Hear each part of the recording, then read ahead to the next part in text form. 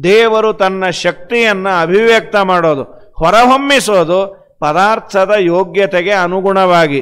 ಪದಾರ್ಥ ದೊಡ್ಡದಿದ್ರೆ ದೊಡ್ಡ ಶಕ್ತಿ, ಪದಾರ್ಥ ಚಿಕ್ಕದಿದ್ದರೆ ಚಿಕ್ಕ ಶಕ್ತಿ. ಇದು ಜಡ ಪದಾರ್ಥದಲ್ಲಿ. ಚೇತನನಲ್ಲಿ ಚೇತನನ ಕರ್ಮಾನುಸಾರವಾಗಿ ಪ್ರಾಚೀನ ಕರ್ಮ, ಅವನ ಪುಣ್ಯ ಪಾಪಗಳು ಚೆನ್ನಾಗಿತ್ತು, ಅದಕ್ಕೆ ತಕ್ಕಂತೆ ಅವನಿಗೆ ಬೇರೆ ಬೇರೆ ಯೋಗ್ಯತೆ ಎಲ್ಲ ಕೊಡ್ತಾನೆ. ಯೋಗ್ಯತಾನೇ ಸಣ್ಣದಿತ್ತು ಅಂತಾದರೆ ಅಲ್ಲಿರುವ ದೇವರಿಗೆ ಯಾವ ಕೊರತೆ ಇರೋದಿಲ್ಲ. ಅಲ್ಲಿ ವ್ಯಕ್ತ ಆಗುವ ದೇವರ ಸಾಮರ್ಥ್ಯ, ಔಟ್ಪುಟ್ ಇರುತ್ತಲ್ಲ, ಅದು ಕಮ್ಮಿನೇ ದೇವರು ವ್ಯಕ್ತ ಮಾಡ್ತಾನೆ ಅನ್ನೋದಕ್ಕೆ ಎಲ್ಲರಲ್ಲಿ ನಿಂತು ದೇವರೇ ಮಾಡಿಸಿದ್ರು. ಎಲ್ಲರಿಂದ ಎಲ್ಲ ಯಾಕೆ ಮಾಡಿಸಲ್ಲ ಅಂದರೆ ಎಲ್ಲರಿಂದಲೂ ಎಲ್ಲ ಮಾಡುವ ಯೋಗ್ಯತೆ ಆ ಜೀವನಿಗೆ ಇರೋದಿಲ್ಲ.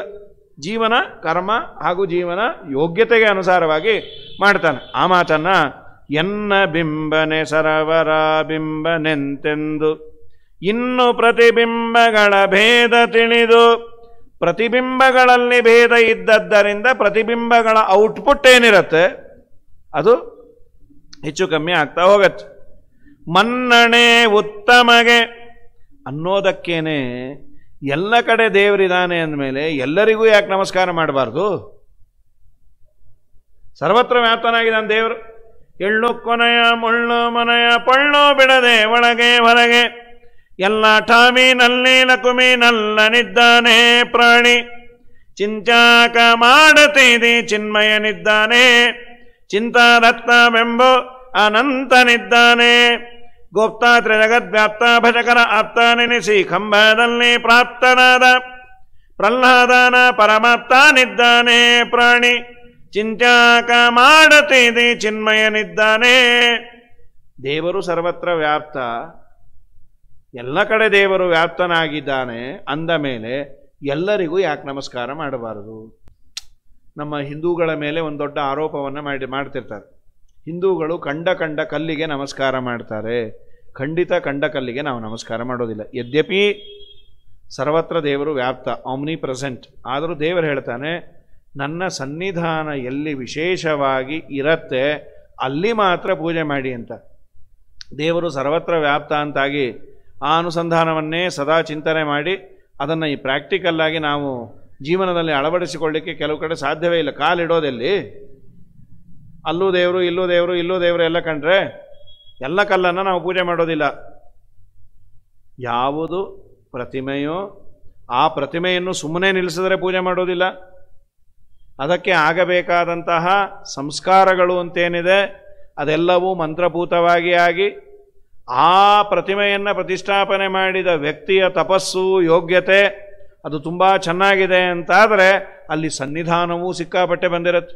ಪ್ರತಿಮಾಯಾಂತು ಸಾನ್ನಿಧ್ಯಂ ಅರ್ಚಕಸ್ಯ ತಪೋಬಲಾತ್. ಅರ್ಚಕಸ್ಯ ಅನ್ನೋದಕ್ಕೆ ಪೂಜೆ ಮಾಡುವವರ ತಪಸ್ಸಿನ ಮೇಲೆ ದೇವರ ಸನ್ನಿಧಾನ ಇರುತ್ತೆ. ಅದು ಅಫ್ಕೋರ್ಸ್ ಹೌದು. ಆದರೆ ಅರ್ಚಕಸ್ಯ ಅನ್ನೋದಕ್ಕೆ ಪ್ರತಿಷ್ಠಾಪಕಸ್ಯ ಅಂದರು. ಪ್ರತಿಷ್ಠಾಪನೆ ಮಾಡಿದ ಮಹಾನುಭಾವರು ಯೋಗ್ಯರಾಗಿದ್ದರೆ ತಮ್ಮ ಬಿಂಬಮೂರ್ತಿಯನ್ನು ಆ ಪ್ರತಿಮೆಯಲ್ಲಿ ಸನ್ನಿಹಿತರನ್ನಾಗಿ ಮಾಡಿರ್ತಾರೆ. ಅಲ್ಲಿ ದೇವರ ಸನ್ನಿಧಾನ ತುಂಬ ವಿಶೇಷ ಅನ್ನೋದಕ್ಕೇನೆ 500-600 ವರ್ಷ ಆದರೂ ವ್ಯಾಸರಾಜರಿಂದ ಪ್ರತಿಷ್ಠಿತವಾದ ಪ್ರಾಣದೇವರ ಹತ್ತಿರ ಹೋದರೆ ಇವತ್ತಿಗೂ ಫಲ ಸಿಗತ್ತೆ. ಔಟ್ಡೇಟೆಡ್ ಆಗಿಲ್ಲ. ಏನ ವ್ಯಾಸರಾಜರ ವ್ಯಕ್ತಿತ್ವ, ವ್ಯಾಸರಾಜರಲ್ಲಿ ದೇವರ ಸನ್ನಿಧಾನ, ಆ ಬಿಂಬವನ್ನು ಅಲ್ಲಿ ಪ್ರತಿಷ್ಠಾಪನೆ ಮಾಡಿದ್ದರಿಂದ ಇವತ್ತಿಗೂ ಯಂತ್ರೋದ್ಧಾರಕ ಪ್ರಾಣದೇವರ ಬಳಿಯಲ್ಲಿ ಹೋಗಿ ಪ್ರಾರ್ಥನೆ ಮಾಡಿದರೆ ಅಭಿಷ್ಟಗಳು ಈಡೇರತ್ತೆ. ಯಾಕೆ? ಸನ್ನಿಧಾನ ಎಲ್ಲಿಂದ ಬಂತದು? ಪ್ರತಿಷ್ಠಾಪನೆ ಮಾಡಿದ ಆ ಪುಣ್ಯಾತ್ಮರು, ಆ ವ್ಯಕ್ತಿ ಇವರು. ಹೀಗಾಗಿ ಮನ್ನಣೆ ಉತ್ತಮರಿಗೆ ಎಲ್ಲ ಕಡೆ ದೇವರು ಇದ್ದರು. ನಮಸ್ಕಾರವನ್ನು ಮಾಡಬೇಕಾದ್ರೆ ಕ್ರೈಟೀರಿಯಾ ಏನು ನೋಡ್ತೀವಿ? ಸಾಧನೆ ಏನು ಮಾಡಿದ್ದಾನೆ, ಅಧ್ಯಯನ ಏನು ಮಾಡಿದ್ದಾನೆ, ವ್ರತನಿಯಮಗಳನ್ನು ಏನು ಮಾಡಿದ್ದಾನೆ, ಇದು ಕ್ರೈಟೀರಿಯಾ ಆಗತ್ತೆ. ಅದಕ್ಕೆ ಮನ್ನಣೆ ಉತ್ತಮಗೆ. ಯಾರು ಉತ್ತಮನೋ ಅವನಿಗೆ ಮನ್ನಣೆ, ಯಾರು ಅಧಮನೋ ಅವನಿಗೆ ಮನ್ನಣೆ ಇಲ್ಲ. ಇದನ್ನು ಚೂರು ಉಲ್ಟಾ ಮಾಡಿದರೆ ತುಂಬ ದೊಡ್ಡ ಅನರ್ಥ ಆಗತ್ತಂತ ಆಚಾರ್ಯರು ಬರೀತಾರೆ. ಅಪೂಜ್ಯ ಪೂಜ್ಯತೆ ಯತ್ರ ಪೂಜ್ಯೋ ಯತ್ರ ನ ಪೂಜ್ಯತೆ ತತ್ರ ತ್ರೀಣಿ ಭವಿಷ್ಯಂತಿ ದುರ್ಭಿಕ್ಷಂ ಮರಣಂ ಭಯಂ.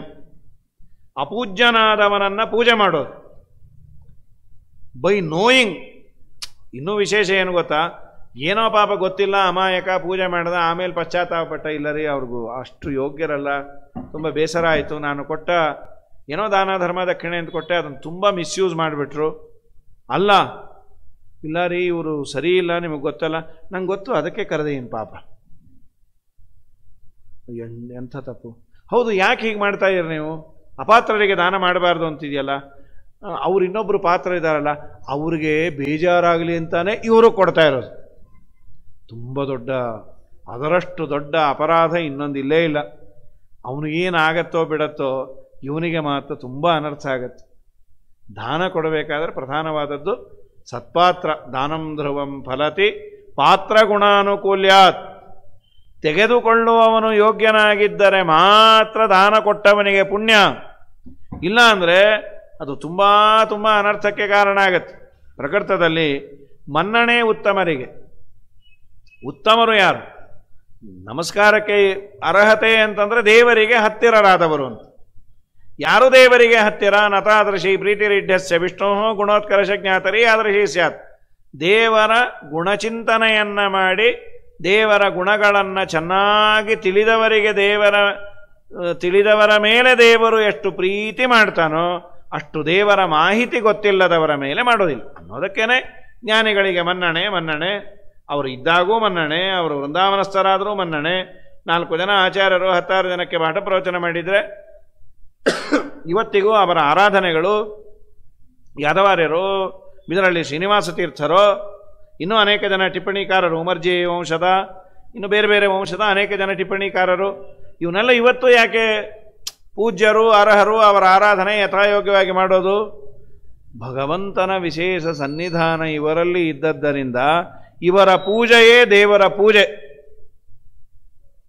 ಚತುರ್ವಿಧ ಭಜಂತೆ ಮಾಂ ಲೋಕೆ ಸುಕೃತಿನೋರ್ಜುನ ಆರ್ತೋ ಜಿಜ್ಞಾಸುರರ್ಥಾರ್ಥಿ ಜ್ಞಾನಿ ಚ ಭರತರ್ಷಭ ತೇಷಾಂ ಜ್ಞಾನಿ ನಿತ್ಯಯುಕ್ತಃ ಏಕಭಕ್ತಿರ್ವಿಶಿಷ್ಯತೆ ಪ್ರಿಯೋ ಹಿ ಜ್ಞಾನಿನೋತ್ಯತ್ತಮ ಅಹಂ ಸ ಚ ಮಮ ಪ್ರಿಯಃ ಉದಾರಾಃ ಸರ್ವ ಏವೈತೆ ಜ್ಞಾನಿ ತಾತ್ಮೈವ ಮೇ ಮತಂ.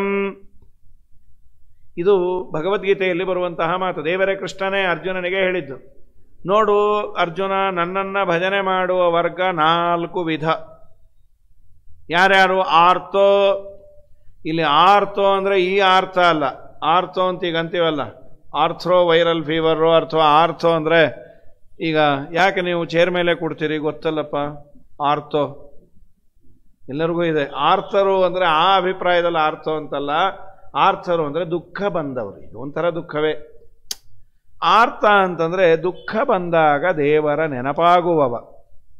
ಅವನು ಸುಖವಾಗಿದ್ದ ಅಂದರೆ ಅವನು ದೇವರ ಸುದ್ದಿಗೆ ಹೋಗಲ್ಲ. ಅದೊಂದು ಅವನು ಪಾಪ ದೇವರಿಗೆ ಯಾಕ್ರಿ ತೊಂದರೆ, ನಾ ಚೆನ್ನಾಗಿದ್ದೀನಲ್ಲ, ಏನೋ ತೊಂದರೆ ಬಂದರೆ ಹೋಗೋಣ. ಏನು ಡಾಕ್ಟ್ರಾ? ಈಗ ಡಾಕ್ಟ್ರ್ ಹತ್ರ ಮೇಲಿನ ಮೇಲೆ ಯಾರೂ ಹೋಗ್ಬರಲ್ಲ. ಡಾಕ್ಟ್ರು ಯೋಗಕ್ಷೇಮ ವಿಚಾರಿಸ್ಕೊಂಬರ್ಲಿಕ್ಕೆ, ಚೆನ್ನಾಗಿದ್ದಾರೆ ಡಾಕ್ಟ್ರೇ, ಅದು ನೀವ್ಯಾಕೆ ಬಂದ್ರಿ? ಅದೇ ನಿಮ್ಮನ್ನು ಆಗಾಗ ವಿಚಾರಿಸ್ಕೊಂಡು ಹೋಗೋಣ ಅಂತ. ರೋಗ? ಇಲ್ಲ, ಅದು ನಿಮ್ಮ ಹತ್ರ ತೋರಿಸೋ ಭಾಗ್ಯ ಬರುತ್ತೋ ಇಲ್ಲೋ ಅಂತ ನಿಮ್ಮ ಹತ್ರ ಬಂದೆ ಅಂತ ಯಾವ ಹುಚ್ಚು ಬರೋದಿಲ್ಲ. ಅದು ಕ್ಲಿನಿಕ್ಗಂತೂ ಹೋಗಲ್ಲ, ಅವ್ರ ಮನೆಗೆ ಹೋಗೋದು ಅಷ್ಟೇ. ಆರ್ತಃ ಅಂದರೆ ಸಂಕಟ ಬಂದಾಗ ವೆಂಕಟರಮಣ ಇವನೊಬ್ಬ ಅಂತ. ಜಿಜ್ಞಾಸು, ದೇವರ ಬಗ್ಗೆ ತಿಳಿಯಬೇಕು ಅಂತ ಹಂಬಲ ಇರುವ ವ್ಯಕ್ತಿ. ಅರ್ಥಾರ್ಥಿ, ಹಣಕ್ಕಾಗಿ ದೇವರನ್ನ ಆರಾಧನೆ ಮಾಡೋದು. ನೀ ಸರ್ವೋತ್ತಮ ಹೌದು, ಅಲ್ಲೋ ಕಟ್ಕೊಂಡು ಏನು ಮಾಡೋಣ, ಲಕ್ಷ್ಮೀಪತಿ ಅಂತೂ ಹೌದು, ನಮಗೆ ದುಡ್ಡು ಕೊಡು ಸಾಕು. ಜ್ಞಾನೀತ ಭರತರ್ಷಭ, ಮತ್ತೊಬ್ಬ ಜ್ಞಾನಿ, ದೇವರನ್ನ ತಿಳಿದು ದೇವರ ಅದ್ಭುತತೆಯನ್ನ ಅರಿತು ತನಗಾದ ಉಪಕಾರವನ್ನ ಸ್ಮರಿಸಿ ದೇವರು ಬಿಟ್ಟರೆ ಬೇರೆ ಏನೂ ಬೇಡ ಅಂತ ತನ್ಮಯನಾಗಿ ಇರ್ತಾನಲ್ಲ, ಇವನು ಜ್ಞಾನಿ. ಈ 4ರಲ್ಲಿ ಮತ್ತೆ ತಾರತಮ್ಯ ಇದೆ, ಒಂದಕ್ಕಿಂತ ಒಂದು ಯೋಗ್ಯವಾದದ್ದು. ಈ 4ರಲ್ಲಿ ನಿನಗೆ ಇಷ್ಟ ಆದದ್ದು ಯಾವುದು? ಜ್ಞಾನಿ ಅಂದರೆ ನಾನೇ ಅಂದ್ಬಿಟ್ಟ ದೇವರು. ನನ್ನ ಪೂರ್ಣ ಸನ್ನಿಧಾನ ಇರುತ್ತೆ, ನನ್ನನ್ನು ಪೂಜೆ ಮಾಡಬೇಕು, ನಾನು ಸಿಗ್ತಾ ಇಲ್ಲ ಅನ್ನೋ ಕೊರತೆ ನಿನಗೆ ಬೇಡ. ಒಬ್ಬ ತತ್ವಜ್ಞಾನಿಯ ಪೂಜೆಯನ್ನು ಮಾಡಿದರೆ, ಪಾಠ ಪ್ರವಚನವನ್ನು ಮಾಡಿಕೊಂಡು ಅವನು ಎಲ್ಲಾದರೂ ಇರಲಿ, ಮೂಲೆಯಲ್ಲೇ ಇರಲಿ, ಅವನು ಅಲ್ಲೇ ಹೋಗಿ ಕೊಟ್ಟು ಬಾ. ಮಹಾಭಾರತ ಅನುಶಾಸನ ಪರ್ವದಲ್ಲಿ ಅದೇ ಬರುತ್ತೆ. ಕೆಲವರು ಇದ್ದಲ್ಲೇ ದೇವರು ಸುರಿಸ್ತಾನೆ. ಯಾಕೆ? ಏನೇನೇನೇನು ಪ್ರಯತ್ನ ಮಾಡೋದಿಲ್ಲ ಅವರು. ಅವ್ರು ಎಲ್ಲಿದ್ದರೂ ಯಾರೋ ಬರ್ತಾರೆ, ನಿಮ್ಮ ಬಗ್ಗೆ ನಾವು ಕೇಳಿದ್ವಿ ಅಂತ ಹಣ ಕೊಡ್ತಾರೆ, ಇನ್ನೇನೋ ವಸ್ತ್ರ ಕೊಡ್ತಾರೆ, ನಿಮ್ಮನ್ನು ಇವತ್ತು ನೋಡುವ ಭಾಗ್ಯ ನಮ್ಮದು ಅಂತಾರೆ. ಯಾಕೆ? ದೇವರು ಎಲ್ಲರೂ ತನ್ನ ಮಕ್ಕಳಾದ ಮೇಲೆ ಒಬ್ಬರಿಗೆ ಕೂತಲ್ಲೇ ಕೊಡಿಸೋದು ಯಾಕೆ, ಇನ್ನು ಕೆಲವರು ಮಹಾ ಕಷ್ಟಪಟ್ಟರೆ ಅವರಿಗೆ ಕೊಡಿಸೋದು ಯಾಕೆ, ಇನ್ನು ಕೆಲವರು ಏನೇ ಕಷ್ಟಪಟ್ಟರು ಅವ್ರಿಗೆ ಏನು ಕೊಡಿಸೋದಿಲ್ಲ ಯಾಕೆ?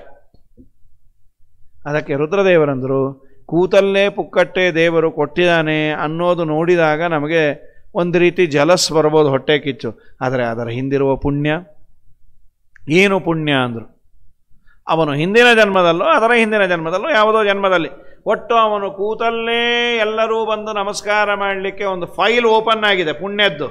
ಆ ಪುಣ್ಯದ ಫೈಲಿನಲ್ಲಿ ಇರುವ ಡೇಟಾ ಏನು ಗೊತ್ತಾ ಅಂದರೆ, ಯಾವುದೋ ಒಂದು ಜನ್ಮದಲ್ಲಿ ಅವನು ಜ್ಞಾನಿಗಳು ಯೋಗ್ಯರು ಇದ್ದಲ್ಲಿ ಹೋಗಿ ಅವರ ಸೇವೆಯನ್ನು ಮಾಡಿ, ಅವರು ತಗೊಳ್ಳೋದಿಲ್ಲ ಅಂದರೂ ಒತ್ತಾಯ ಮಾಡಿ ಅವರಿಗೆ ಹಣವನ್ನು ಅವರಿಗೆ ಬೇಕಾದ ಪದಾರ್ಥವನ್ನು ಕೊಟ್ಟು ಬಂದದ್ದರ ಫಲ ಏನು ಅಂದರೆ, ದೇವರಂತಾನೆ ನೀನು ಇದ್ದಲ್ಲೇ ಮೆಚೂರ್ ಮಾಡಿಸ್ತೀನಿ ATM ಅಂಥೇಳಿ. ATM ಆದರೂ ನಾವು ಅಲ್ಲಿವರೆಗೂ ಹೋಗಬೇಕು. ಇವನು ATM ಅಲ್ಲ, ATMA, ಆತ್ಮ ಆತತತ್ವಾತ್. ನೀ ಇದ್ದಲ್ಲೇ ನಾ ಕಳಿಸ್ತೀನಿ, ಏನು ಕಾಳಜಿ ಮಾಡಬೇಡ, ನೀ ಯಾರ ಮನೆ ಬಾಗಿಲಿಗೂ ಹೋಗಬೇಡ, ನಿನ್ನ ಮನೆ ಬಾಗಿಲಿಗೆ ತಂದು ಕೊಡುವ ಪ್ರೇರಣೆಯನ್ನು ನಾ ಮಾಡಿಸ್ತೇನೆ. ನನ್ನ ಅಡ್ರೆಸ್ಸು, ನಿನ್ನ ಅಡ್ರೆಸ್ ನಂಗೆ ಗೊತ್ತಲ್ಲ, ನೀ ಎಲ್ಲಿದ್ದರು ನಾನು ತಲುಪಿಸೋದು ನನ್ನ ಜವಾಬ್ದಾರಿ. ನಿನ್ನ ಅಡ್ರೆಸ್ಸು ಎಲ್ಲಿದ್ದರೂ ನಿನ್ನ ಹತ್ರ ಮೂಸದೇ ಇರೋ ಥರ ಮಾಡೋದು ನಂದೇ ಜವಾಬ್ದಾರಿ. ಮನೆ ಮನೆ ತಿರುಗಿದರೆ ಕಾಸು ಪುಟ್ಟದೆ ಸುಮ್ಮನೆ ಚಾಲ್ವರಿದು ಬಳಲಿದೆನೋ, ಹಣವನ್ನು ದ್ರವ್ಯಗಳು ಎಲ್ಲಿದ್ದಲ್ಲಿಗೆ ತಾನೇ ತನಗೆ ಪ್ರಾಪುತಿ ನೋಡೋ ಜಿಯಾ. ನಿನ್ನ ಒಲುಮೆಯಿಂದ ನಿಖಿಳ ಜನರು ಬಂದು ಮನ್ನಿಸುವರು ಮಹಾರಾಯ. ಎನ್ನ ಪುಣ್ಯಗಳಿಂದ ಈ ಪರಿಯುಂಟೇನೋ ನಿನ್ನದೇ ಸಕಲ ಸಂಪತ್ತು. ನಾನು ಅವತ್ತು ಮನೆ ಮನೆಗೆ ಹೋಗ್ತಾ ಇದ್ದೆ, ಯಾರೂ ಕೊಟ್ಟಿಲ್ಲ.